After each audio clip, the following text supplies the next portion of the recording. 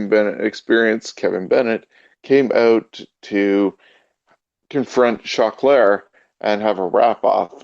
There was a couple other extra experienced members that joined Halal Beefcake at ringside, and we had Choclair against Kevin Bennett doing a wrap off.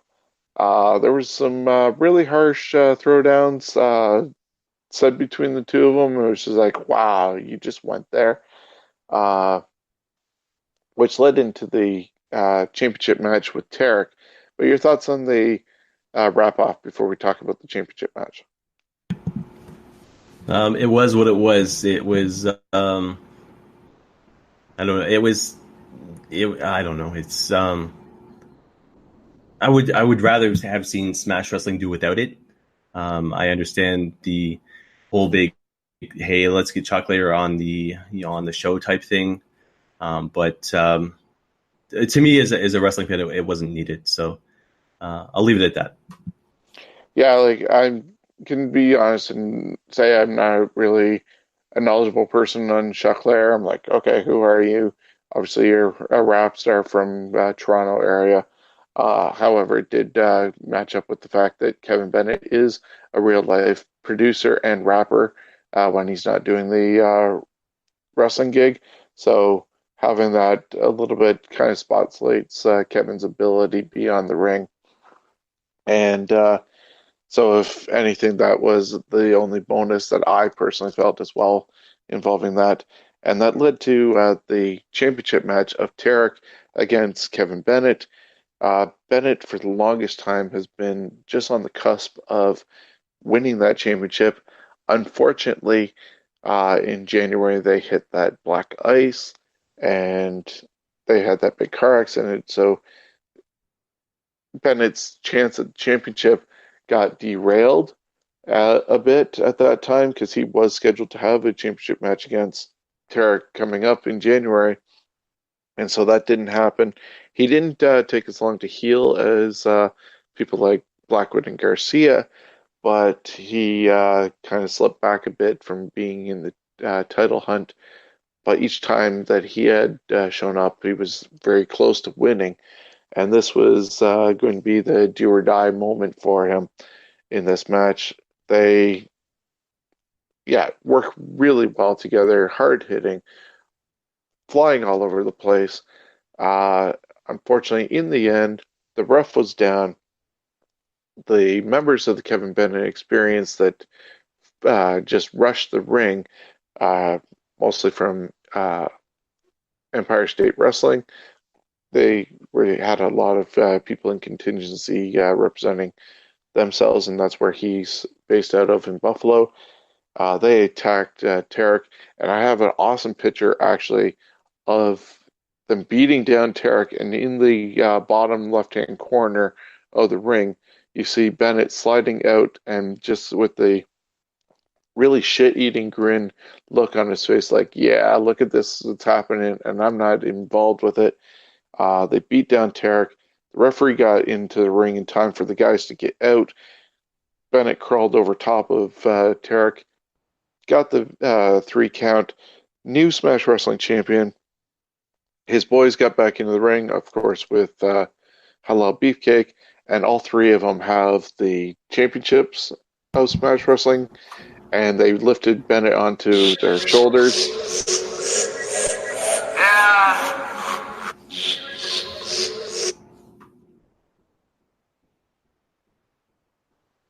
Well, it's okay. You can keep talking. I was just gonna throw Okay, some hype in there. that was just weird. Okay, so anyways, the three members of Kevin Bennett Experience got it, were together, lifted Bennett onto their shoulders, and paraded him around the ring and through the ring and around ringside.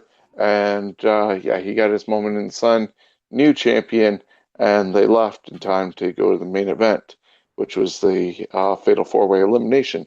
Your thoughts on the championship match and Kevin Bennett as the new Smash Wrestling champion? Okay, so I need about 15 seconds for a promo right now.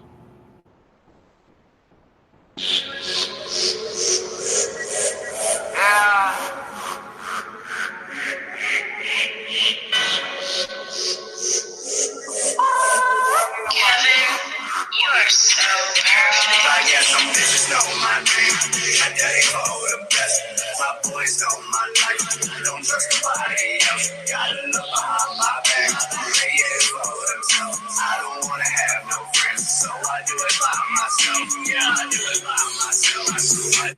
All right. So the best part about Kevin Bennett's theme song is the fact is I do it by myself, which was kind of the opposite of what took place here. You're right about the styles between the two. Tarek versus Kevin Bennett, I could pretty much watch pretty much every week of the year. Tarek, I mean, here's a guy who loves his craft and he owns his craft and he knows what he's doing in that ring. And I mean, he protects the guy he's working with, but when he hits some of these shots, it's like, holy crap, you know, it's you have to kind of second guess whether or not you're watching a wrestling match or a real life fight. Kevin Bennett's one of those guys that capitalizes on every single opportunity he gets in the ring. And, you know, if he has to use outside help and maybe one or two guys, whatever the case may be, like Halal Beefcake or, you know, the Empire State guy, the one guy with the steps in his hair and the mullet going on, whatever the case may be. But he knows how to take advantage of a situation. He also is very gifted in the ring. And if you watch any of Kevin Bennett's matches where he gets to perform his moves, one of his moves is called it's a 619 type into a splash, and there's a name for it, and I think it's the area code of Buffalo is what his name is for it. So it's not the 619, but it'd be the area code of Buffalo. Whatever the case is, Kevin Bennett's one of those guys that I have loved watching since probably the first time I was ever introduced to Smash Wrestling. I've had the honor to interview the guy. Tyson Dukes has endorsed the guy, Sebastian Suave, you know. But anyways, I hope this guy is one of the biggest stars in wrestling in the next 10 years. And I think he's got that passion for it. And I think you're right about the fact that he was probably due for the championship before this. And to take it off a guy like Tarek, it's interesting because I think anything at all, and if you're friends with Tarek on Facebook or social media, whatever the case may be, he's not going to go down like this. He's going to come back stronger than ever. And Tarek's one of those guys that you can throw 50 guys at him, and he's still going to come back the Superman style, you know, and just basically kick your ass. So it's going to be interesting to see where they go from here. I think I'd love to see a feud between the two guys, so Kevin Bennett and Tarek happen. And, when the feud's done and over with, maybe, move them on to other competitors and this and that. But I'm loving what's going on with Smash Wrestling and their championship right now. Yeah, and it's good to mix up the titles occasionally. Like we did see Gargano and Dukes both have 430 plus day championship reigns, and unfortunately Tarek didn't make that record and has had it less than a year. But mixing it up a bit, especially when Smash Wrestling is on the road and active more so now than they were at that time.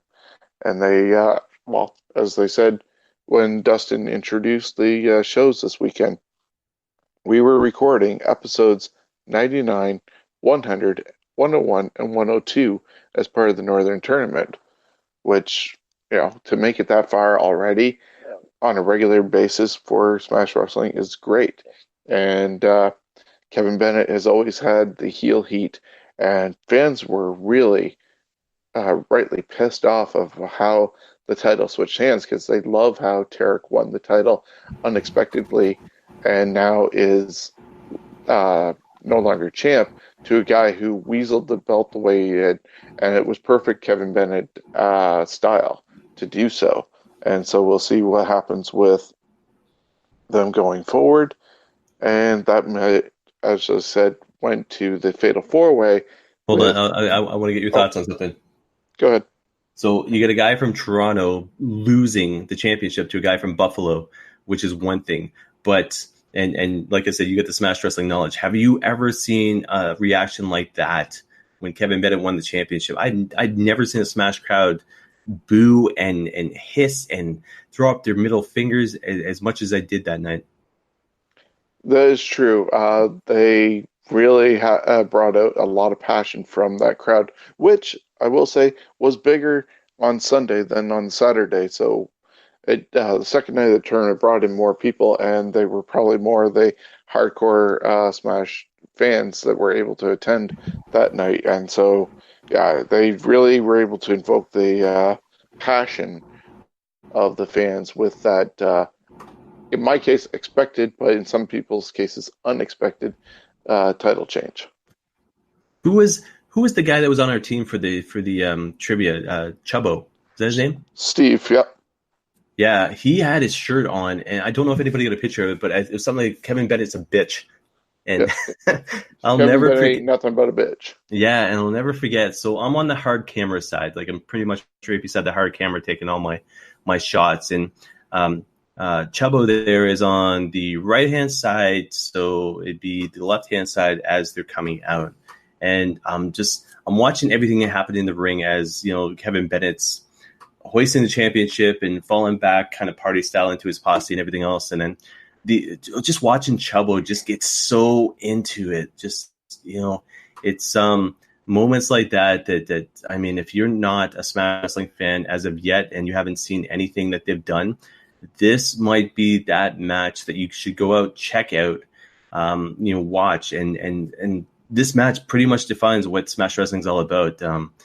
Talented wrestlers, good wrestling, and then the whole big hype and the storyline surrounding this. But anyways, yeah. But Chubbo's reaction to the whole match was absolutely phenomenal. Like you just pay the money just to see fans' reactions like that. Yeah, he's one of their top fans in that area, and I talked to him outside of the Franklin Horner Community Center on the Saturday before you showed up and was talking about stuff. And he actually is now part of the Scumbags Wrestling page on our Facebook. So it doesn't matter if you're here from London, Toronto, you're a fan, we love you. And great to have you on board, Steve, and anybody else who wants to join us. The main event was the Fatal Four Way elimination. The winner of this match will challenge now Kevin Bennett for the championship at Super Showdown 7 in August. And that had Eva Luno, Mike Bailey, Jason Kincaid, and Tyson Dukes go at it. It was elimination style. It took a while before the first eliminations happened. There were some huge falls out of the ring between Kincaid and Bailey at one point where you heard a huge thud and people were like, oh, was that supposed to happen? And they were able to recover from all that. At one point, Dukes was on top of Uno's shoulders in the corner, and Bailey ended up getting into one corner. Kincaid went to the other, and Bailey did a huge stomp onto Tyson's back, which put both Uno and Tyson down. Tyson rolled off Uno's shoulders, and Bailey was able to get the victory over Uno at the same time that Kincaid came from the opposite corner and hit a splash on Dukes. And no sooner did the ref count three on Uno, he moved over and counted three on Dukes. So the winner of last year's tournament was out. And so there was definitely going to be a new winner between either Bailey or Kincaid. But we had quick eliminations between the two with Uno and Dukes, as opposed to prolonged and stretched out elimination. So it was like bam, bam, and you never knew what was going to happen next. I think Kincaid and Bailey went a good another 10, 15 minutes before at the end, Mike Bailey did score the victory and is now the winner of the 2019 Northern Tournament, is set to face off against Kevin Bennett. Afterwards, Dukes came out and praised Bailey for everything he did. He said he's the future. Looking forward to seeing what he has in store. And then he turned his attention to Kincaid. And even though Dukes has the issue going now with Mason, he also praised Kincaid and said that he was so impressed with him that he put out the challenge to Kincaid to face off against each other at Super Showdown as well. So that's another match that's basically made. It hasn't been officially put up, I don't think, by uh, Alan Taylor yet, but it is bound to happen. And so we have two matches set for that. Your thoughts on